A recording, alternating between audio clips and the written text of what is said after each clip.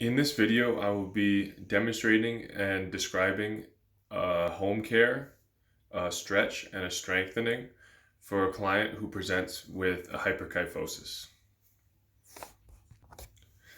For the strengthening exercise, it will be a reverse fly with a band, so it will look like this. So the client will put their hands inside the band and then spread their arms apart, pulling the band apart. So what that's going to do is focus on strengthening the muscles of the back, so the traps and the rhomboids, to help bring the shoulders back into a position like this. So if you have hyperkyphosis, the pecs are tight, so it brings your shoulders into a rounded position. So you try to strengthen the back to bring them back. So that's the intended effect. The side effects are you may feel fatigued or discomfort. If you do, stop at any time. It is an exercise, so it will be slightly uncomfortable, but if it's too bad, stop. So what it'll look like again is like that. So what you want to do is just do a set of 10 to 12 reps and exhale as you pull apart, breathe in as you come back to the middle. You're going to do that 3 sets with a rest time of 1 minute in between, and you will do that for 3 to 4 weeks.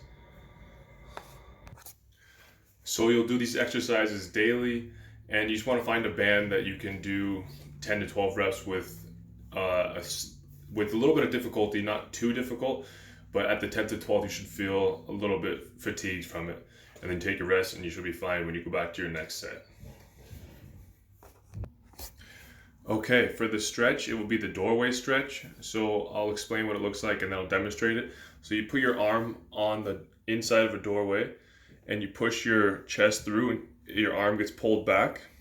So what that does, it lengthens the pec and the anterior delt to try to bring your shoulders back. So with that, and then strengthening your back, it should bring the kyphosis back and limit the problem. The negative side effects are you could feel some discomfort in your shoulder. If it's too much, again, stop at any time. The intended goal is to lengthen the pecs, and I will demonstrate that now.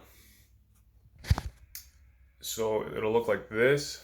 Your arm is going to be on the doorway and you're pushing your head and chest through, and you should feel the stretch across your chest.